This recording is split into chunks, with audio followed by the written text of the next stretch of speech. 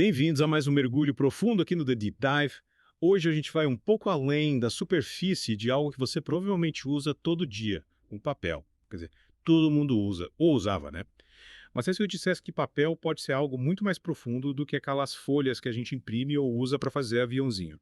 É fascinante porque a gente vai mergulhar em trechos de papel-máquina, do Jacques Derrida, e a gente tem também umas entrevistas, uns ensaios, para complementar. E você tocou num ponto crucial. O Derrida meio que desafia a gente a pensar no papel como uma construção, tipo, filosófica. Ele usa a expressão paper machine, sugerindo que não é só um material em si, sabe? Mas, tipo, todo o sistema de escrita, as máquinas que evoluíram em volta disso. Então vamos descompactar essa ideia de paper machine. O Derrida fala de máquinas de escrever, processadores de texto, até a mudança para as telas digitais. É como se ele estivesse acompanhando essa evolução da tecnologia e como ela mudava a nossa relação com o papel. Ele até fala das dificuldades dele com o processamento de texto. É, exatamente. E essa experiência pessoal dele com a tecnologia meio que alimenta o pensamento dele, sabe? Uhum. Ele não estava só observando essas mudanças de longe, ele estava ali se debatendo com elas. E o que ele quer mostrar com o Paper Machine, no fundo, é que as ferramentas que a gente usa para escrever moldam o nosso próprio pensamento. Totalmente. Ele percebeu como a máquina de escrever, por exemplo, impôs uma certa linearidade, uma estrutura na escrita que não tinha com a caneta e o papel. Então ele está pedindo para a gente pensar, como será que as ferramentas digitais de hoje estão influenciando nosso pensamento? De maneiras que a gente nem percebe. Exatamente. E não era só uma luta individual, sabe? Ele é fascinado por como essa despapelarização, como ele chama, impacta as relações de poder. Oh, faz sentido. Quem tinha acesso às máquinas de escrever nos escritórios, quem controlava o fluxo de informação. É, quem detinha o poder, né? Exato. Ao trazer essa questão do poder, o Derrida nos faz questionar. Será que as ferramentas que a gente usa para escrever são realmente neutras? Ou elas carregam as marcas, as estruturas de poder da sociedade? É um ponto interessante. É como se as ferramentas que a gente usa para escrever nunca fossem neutras. Elas estão ligadas à sociedade, ao poder. E agora, com a era digital, parece que tudo está mudando de novo. E aí, onde o livro se encaixa nisso tudo, o Derrida fala do fim do livro, que parece meio dramático, mas também fala de uma nova religião do livro. Como assim? É aí que fica interessante. O Derrida reconhece que o modelo tradicional do livro, o objeto físico, né, que a gente está acostumado, pode estar mudando. Ele vê o surgimento dos textos digitais, a informação online, como um desafio a esse modelo. Mas, e isso é importante, ele não vê isso como o fim definitivo do livro. É o que ele quer dizer com nova religião do livro. Ele está dizendo que todo mundo vai virar fanático por livro. Não, não é bem isso. É mais sutil. Acho que ele está apontando para um possível ressurgimento do apreço pelo livro, sabe? Pela experiência de ler um objeto físico, pela maneira como ele molda a nossa compreensão do conhecimento. Tipo como se o livro físico ganhasse um novo valor. É, exatamente. Quase como se, com o digital dominando tudo, o livro físico pudesse assumir uma aura diferente. Você já notou alguma mudança nos seus hábitos de leitura? Como você se sente em relação a esse possível declínio do livro físico? Faz sentido. É como os discos de vinil. Quando a música digitalizou, o vinil virou quase um objeto de culto, algo especial, valioso. Mas o Derrida vai além dos livros e da tecnologia. Ele conecta o papel com questões sociais bem sérias, especialmente a luta das pessoas indocumentadas. Esse é um ponto crucial do trabalho dele. Ele mostra como os papéis, no sentido legal da palavra, estão interligados com a identidade, a cidadania e até o nosso senso de pertencimento. Ele fala sobre como os papéis se tornam os marcadores de legalidade e a falta deles pode literalmente transformar alguém no fora da lei. Nossa, que pesado. É um lembrete de como algo que parece tão simples, um pedaço de papel, pode ter consequências tão sérias na vida das pessoas. E o Deida, ao analisar a situação das pessoas indocumentadas, nos leva a refletir sobre o peso simbólico que um simples pedaço de papel pode ter na vida de uma pessoa. É, o poder que ele tem. Exatamente. A presença ou a ausência de documentos pode determinar quem é incluído e quem é excluído da sociedade. É uma ilustração poderosa de como o papel não é só um meio neutro, ele está carregado de significado social e político. É verdade. E para quem é negado o acesso a esse mundo legal do papel, a ansiedade e a vulnerabilidade são enormes. Então a gente foi de máquinas de escrever para relações de poder, para o futuro dos livros e agora para as lutas reais de pessoas indocumentadas. O Derrida leva a gente para uma viagem, hein? Mas ele não para por aí, ele mergulha ainda mais fundo, olhando para o papel como uma metáfora, um conceito filosófico. O fascinante é que ele traça a quase sacralidade histórica do papel. Quase sacralidade. Ele mostra como o papel foi investido de significado religioso, simbólico ao longo da história. Interessante. E com o surgimento de novas tecnologias, ele argumenta que elas tentam desacralizar o papel. Mas, ao fazer isso, muitas vezes acabam investindo no papel com um novo tipo de sacralidade. Entendi. É como se a gente não conseguisse escapar do poder do papel, mesmo quando tenta ir além dele. Exatamente. Isso nos leva a um dos conceitos mais famosos e às vezes mal compreendidos do Derrida, a desconstrução. Ele usa a desconstrução para analisar não só textos, mas as próprias estruturas da linguagem, do conhecimento, das instituições. Ele está tentando sacudir as coisas, nos fazer questionar o que a gente considera natural, expor as suposições ocultas, as relações de poder que estão embutidas em conceitos aparentemente simples. Que ele não tá só destruindo as coisas por destruir. Não, de jeito nenhum. A desconstrução não é sobre destruir, mas sobre analisar cuidadosamente como o significado é construído. É sobre revelar as estruturas de poder, as suposições que sustentam a nossa compreensão do mundo. Tipo, é como olhar para um prédio e ver não só a estrutura final, mas também os andaimes, os suportes que sustentam. Exatamente.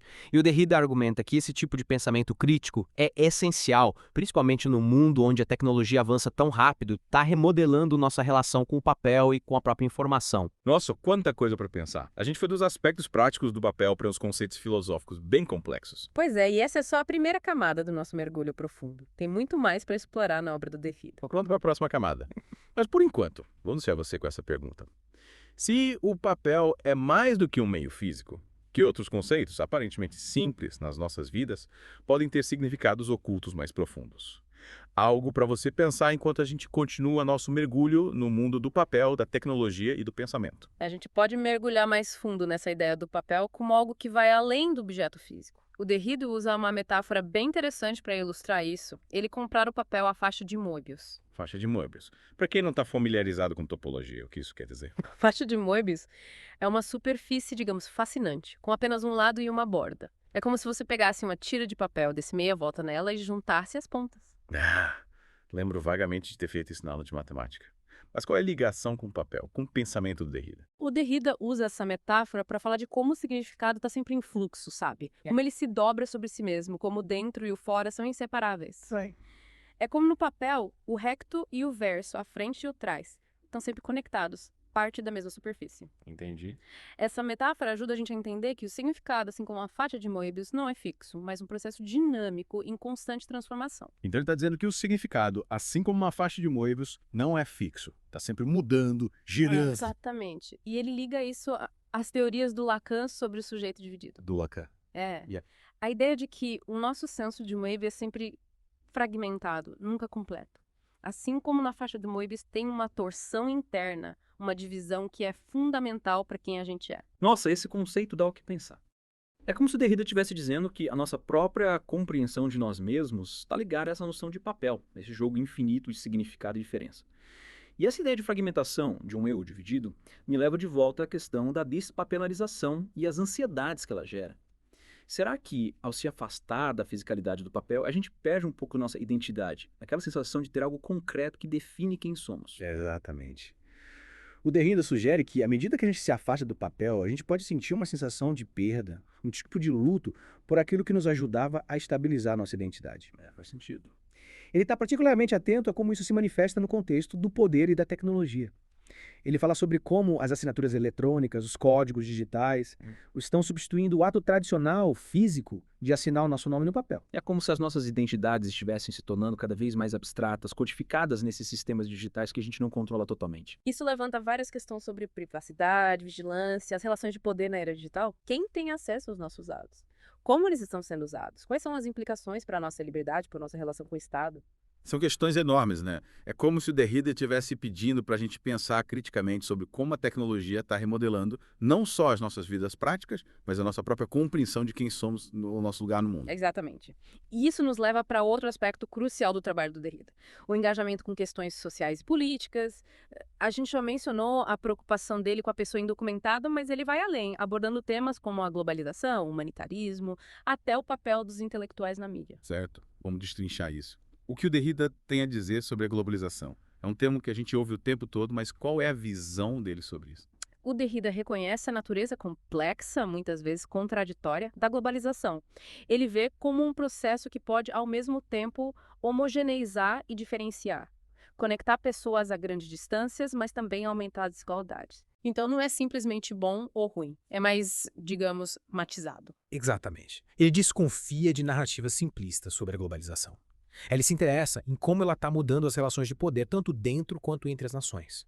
Como ela impacta a nossa ideia de identidade, cidadania, até o próprio conceito de mundo. É como se ele estivesse pedindo para a gente olhar além da superfície, para entender as estruturas, as implicações desse mundo globalizado em que vivemos. Isso se conecta com o pensamento dele sobre o papel dos intelectuais na esfera pública. O Derrida está consciente do poder da mídia, especialmente nesse contexto globalizado. E ele se debate com os desafios, as responsabilidades dos intelectuais que se engajam nessas plataformas. Ele fala da tendência da mídia à simplificação, né? A pressão para reduzir questões complexas a frases de efeito, slogans. E isso preocupa porque ele acredita na importância do pensamento complexo, de resistir a respostas fáceis, de desafiar as narrativas dominantes. Ele vê o intelectual como alguém que deve questionar, provocar, expandir os limites do pensamento, mesmo que isso signifique ser impopular e incompreendido. É uma posição difícil, né? Principalmente nesse cenário da mídia de hoje, onde tudo é tão rápido, os tempos de atenção são tão curtos. Exatamente. E o Derrida está ciente dessa tensão. Ele lida com isso na própria obra, tentando encontrar maneiras de se comunicar com o público sem sacrificar o rigor, a complexidade do pensamento. É como se ele estivesse sempre buscando esse equilíbrio entre acessibilidade e profundidade, tentando alcançar um público maior sem simplificar demais as ideias. E isso nos leva a outro aspecto fascinante do trabalho dele, a exploração da própria linguagem. Ele não está só usando a linguagem para transmitir ideias, ele é fascinado por como a linguagem funciona, pela natureza, digamos, escorregadia, paradoxal do significado. Ele é famoso pelo uso, às vezes, lúdico, às vezes frustrante da linguagem. Ele está sempre brincando com as palavras, distorcendo, fazendo a gente questionar os termos que usamos para pensar o mundo. É verdade. E essa ludicidade não é só um estilo, está profundamente conectada ao projeto filosófico dele. O Derrida acredita que a linguagem nunca é neutra. Ela está sempre implicada em relações de poder, na construção do significado, a forma como nos entendemos e nos relacionamos com o mundo. Então, para ele, a linguagem não é só uma ferramenta de comunicação, mas um campo de batalha onde o significado é constantemente disputado, renegociado. Exatamente. E é aí que entra o conceito de desconstrução. O Derrida está tentando desconstruir as maneiras como a linguagem é usada para criar e manter hierarquias, para solidificar estruturas de poder, para limitar nossa compreensão do mundo. Ele quer abrir a linguagem, expor suas suposições, torná-la mais fluida, dinâmica. Parece um projeto bem radical. Ele está tentando reinventar a linguagem. Não, não é bem isso. É mais sobre nos tornar conscientes das limitações da linguagem, de como ela pode ser usada para controlar, manipular. O Derrida quer que a gente seja mais crítico, mais atento a como a linguagem molda nosso pensamento, as nossas ações. É como se ele dissesse: não aceite as coisas como elas são. Questione os termos que você usa para entender o mundo. E essa consciência crítica é ainda mais importante no contexto da tecnologia, onde a linguagem está sempre evoluindo, assumindo novas formas. Pense na linguagem da internet, das redes sociais, na forma como a gente se comunica online. O trabalho do Derrida oferece uma lente para examinar essas mudanças, para entender as implicações para nossas vidas, para a sociedade como um todo. É como se ele nos desse ferramentas para navegar nesse mundo cada vez mais complexo, mediado pela tecnologia. Nossa viagem pelo pensamento do Derrida está intensa. A gente partiu da humilde folha de papel e chegamos a temas complexos, como a linguagem, o poder da tecnologia, os desafios da globalização. Mas antes de seguirmos em frente, queria saber o que mais chamou a atenção até agora, o que te impactou. Como as ideias do Derrida se conectam com as suas experiências com o papel ou com a tecnologia, com o próprio ato de pensar. É impressionante como o Derrida nos leva a questionar tudo, a nunca aceitar respostas fáceis. Ele está sempre nos empurrando para pensar mais, para ir mais fundo, sabe? Desafiar nossas próprias ideias. Ele não deixa a gente se acomodar, né? Mas às vezes parece que ele complica as coisas de propósito, usando uma linguagem difícil, argumentos complexos. Qual a intenção? Ele quer ser obscuro? Essa é uma questão que gera debate há muito tempo. Mas eu acho que esse estilo desafiador da Derrida é a parte importante da filosofia dele. Ele está tentando romper com as nossas formas habituais de pensar, sabe? Tirar a gente dessas categorias, dessas suposições confortáveis que limitam a nossa compreensão. É como se ele usasse a própria linguagem como ferramenta para a desconstrução. Exatamente. Ele está mostrando que a linguagem não é só um meio de transmitir ideias, mas uma força que molda a nossa percepção da realidade.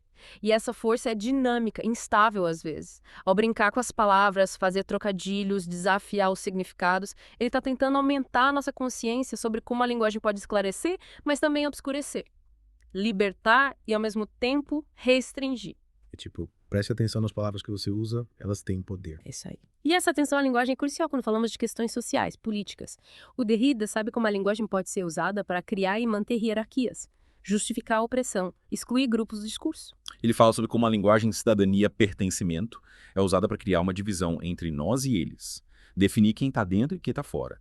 E nesse contexto de exclusão, ele fala de hospitalidade. Mas não é a hospitalidade tradicional, de receber bem as pessoas. É uma hospitalidade radical que acolhe o outro sem exigir nada em troca, sem impor condições. Ele nos desafia a repensar as nossas ideias de identidade, de pertencimento, para criar uma sociedade mais justa e inclusiva. É isso mesmo. E essa hospitalidade radical se torna ainda mais urgente em tempos de medo, de ansiedade em relação ao diferente, ao imigrante. O Derrida reconhece que a verdadeira hospitalidade é um processo, uma negociação constante entre o ideal e o real.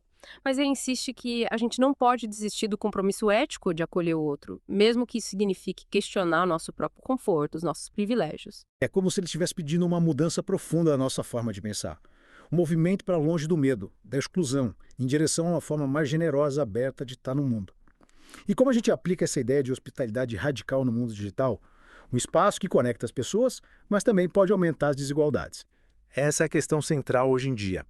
A internet tem um potencial enorme para criar um mundo mais inclusivo, interconectado. Mas também pode reforçar as desigualdades que já existem. A gente vê isso nas bolhas das redes sociais, na desinformação, no discurso de ódio, no assédio online. E aí que o Derrida entra com a importância do pensamento crítico.